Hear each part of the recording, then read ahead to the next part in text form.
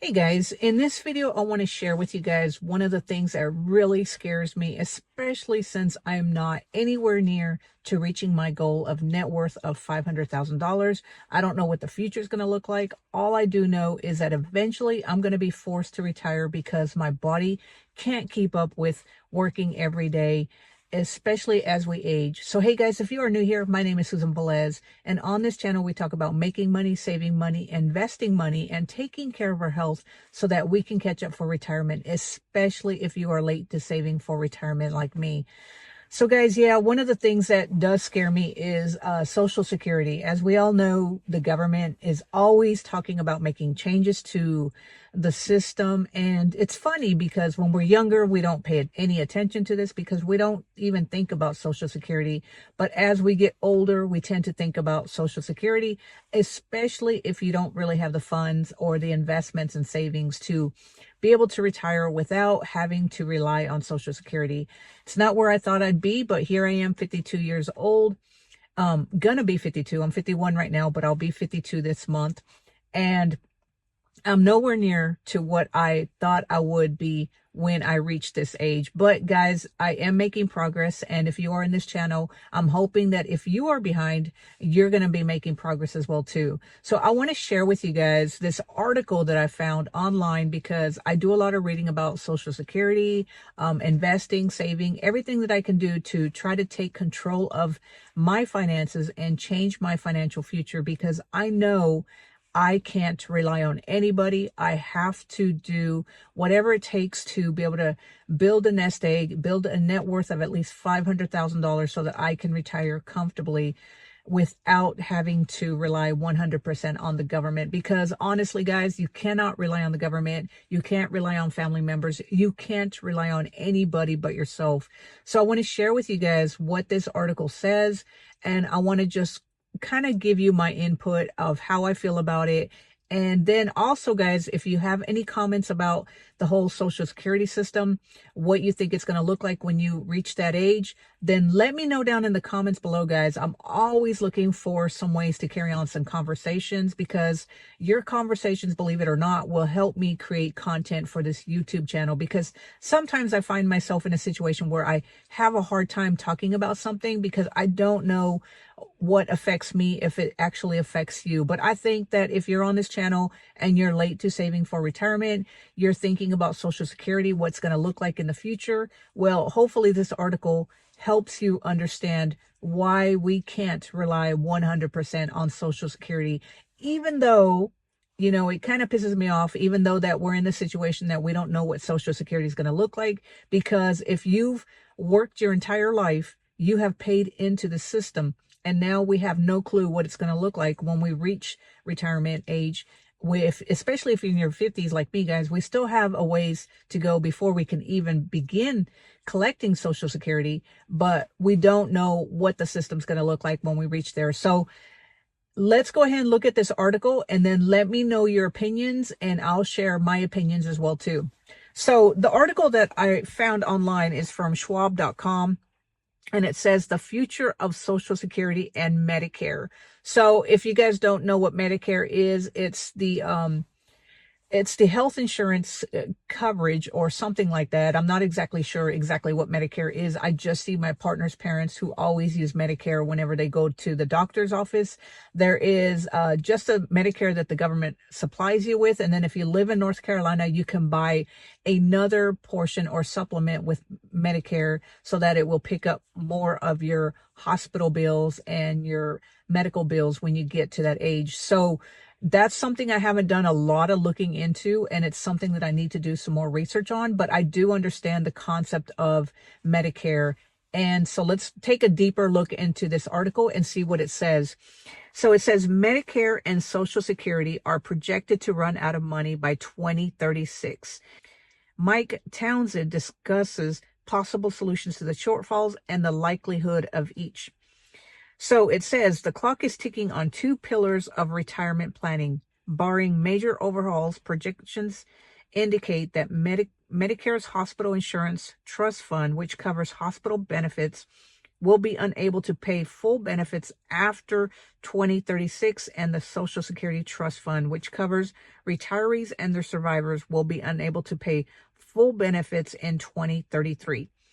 So what does that mean, guys? It means that by 2033, they anticipate that if you start collecting Social Security benefits, you're not going to really get 100% of the benefits like somebody who's collecting today. Now, I've read about this. I have done my research, and I know that by the time I get to my Social Security benefits will probably be, I'm thinking around 75%, because I don't think they'll run out, but I think that they are getting close to running out. And so therefore, the only way to prevent them from running out is to lower the benefits for people who are getting to that point to be able to collect. Instead of collecting 100%, you're probably going to collect something like 80, 75, or even less. We don't know what it looks like. And that's why it's so important to make sure that we are doing something to ensure that we have funds of our own, whether that's through savings and investments or both. So let's get back to the article. And then at the end, guys, I'll share my opinion, what I think, and what we're doing to make sure that we can at least retire with dignity.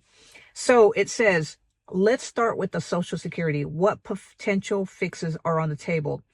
The guy Mike says there's a universe of possibilities, including extending the full retirement age, raising the payroll tax rate, and increasing the amount of income subject to the payroll tax.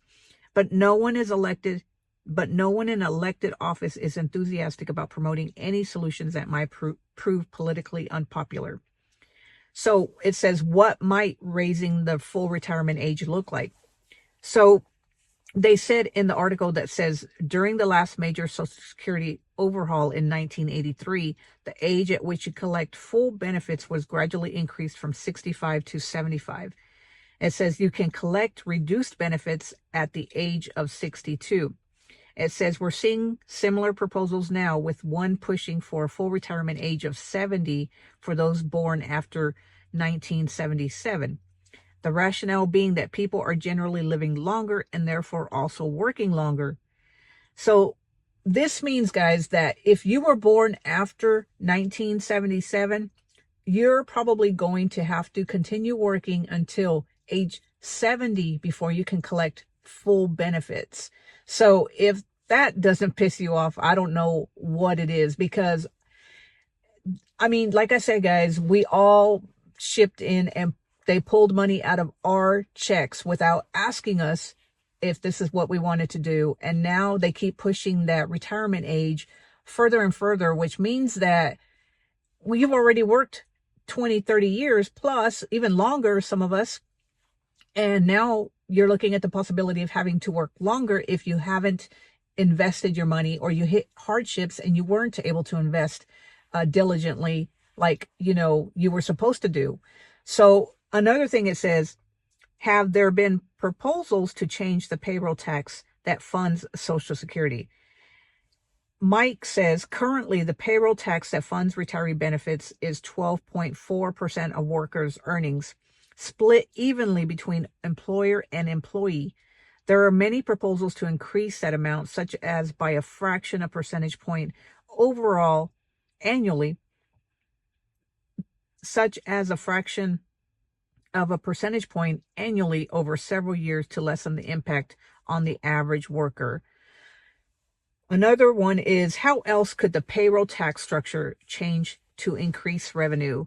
It says for 2024, only the first 168,600 of income is subjected to Social Security payroll tax. One proposal says that they should start collecting tax again for income over $400,000, while another suggests collecting above $250,000 on the political left.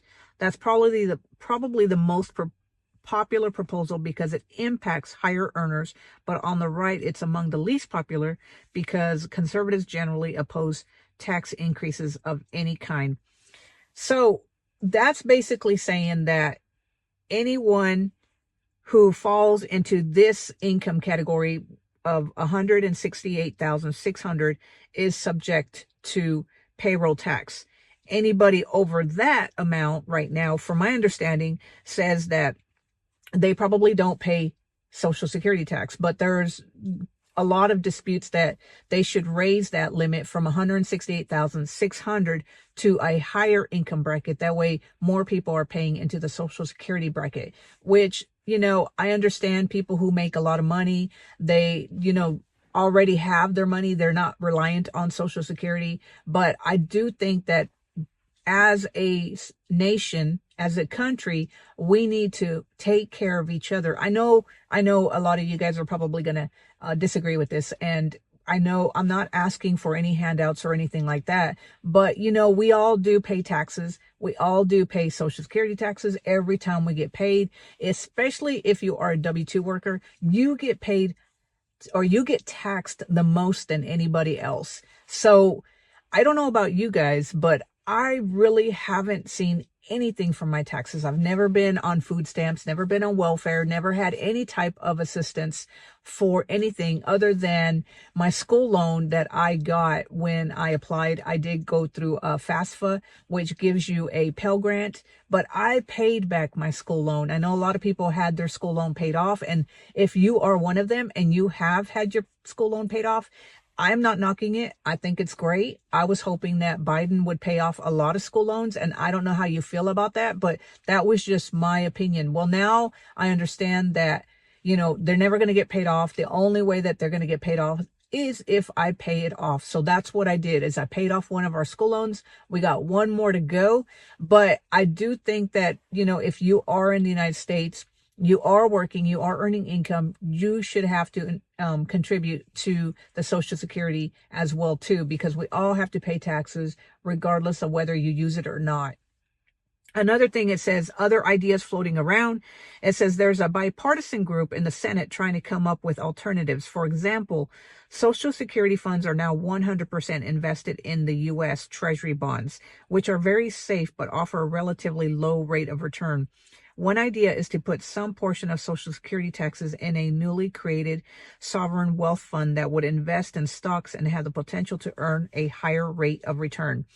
So guys, I had no clue that the whole Social Security funds were invested in Treasury bonds. So they're saying that they want to take a portion of the Social Security funds and put it in a higher risk investment portfolio. That way it's earning more than just Treasury bonds. So that's another idea floating around.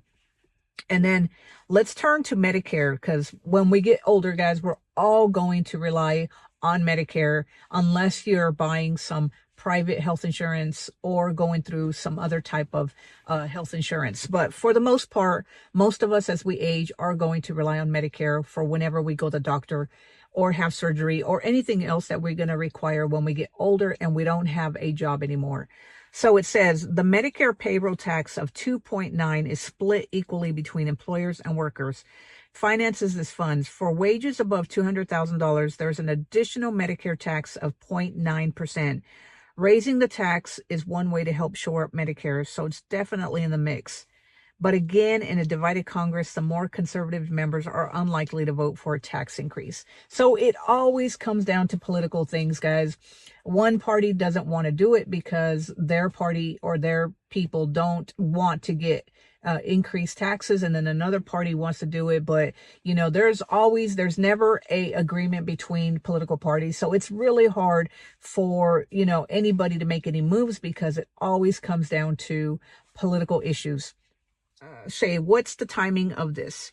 So it says the closer the government gets to insolvency deadlines, the less time it has to raise the necessary funds.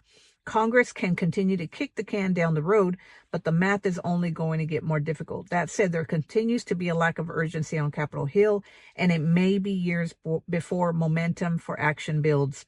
So what I gather from this, guys, is that, we don't know what the system's going to look like when we get to that age. All we know is that they have to make some kind of changes because the system is getting ready to run out of money.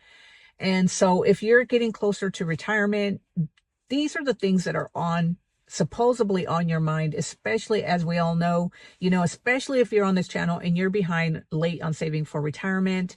you haven't saved diligently since in your early 20s because maybe you just didn't know about investing. Maybe you ran into some financial hardships, whatever reason, guys. I know everybody says we should start as early as possible.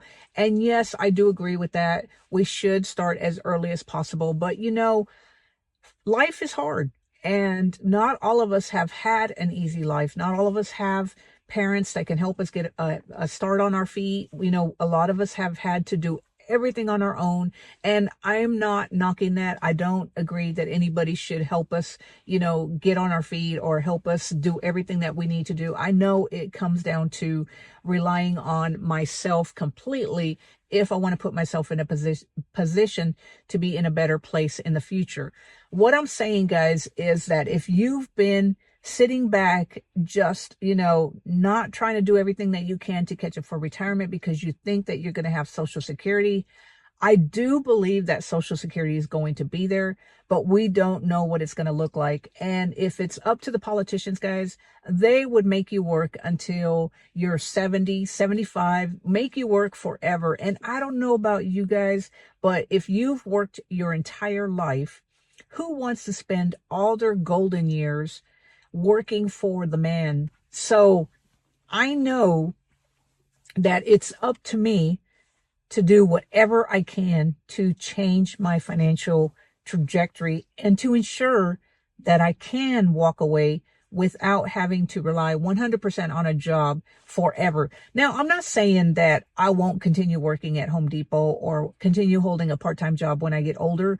My one thing that I want to ensure is that my investments, my business that I have on the side, or whatever is making more money than I am making at a part-time job. Because if I ever get to the point where I don't want to work for somebody, I have the ability and the freedom to walk away from that. So that's what I take from this article, guys. If you've been thinking about Social Security, what's going to look like in the future, what Medicare is going to look like, hopefully this opened your eyes and realized and made you realize or helped you realize that you can't rely on the government. They're not going to be there to set you free. They're not there to help you. They don't care about us because honestly, these politicians earn a lot more than we earn. They don't understand the hardships that we go through. They don't understand anything. So it's up to us to ensure that we save and strive to do everything that we possibly can to ensure that we have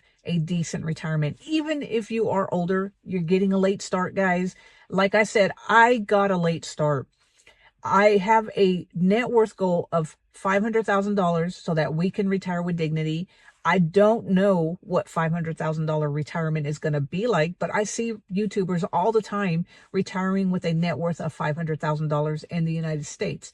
And on top of that, guys, I'm doing everything that I possibly can to ensure that my health, I maintain good health. That way, when I do get old, I don't have to pay these extraordinarily high medical bills. So anyway, guys, I just wanted to share with you guys this article because like I said, if you're on this channel, chances are you think about retirement a lot, especially if you are late to saving for retirement.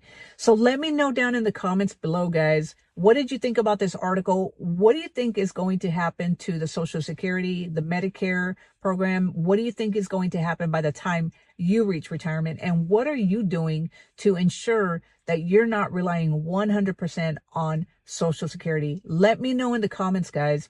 And if you enjoyed this video, guys, give it a thumbs up. Click on that subscribe button so that you can be notified whenever I put out a new video. And until next time, guys, I will talk to you later. Have a great day. Bye.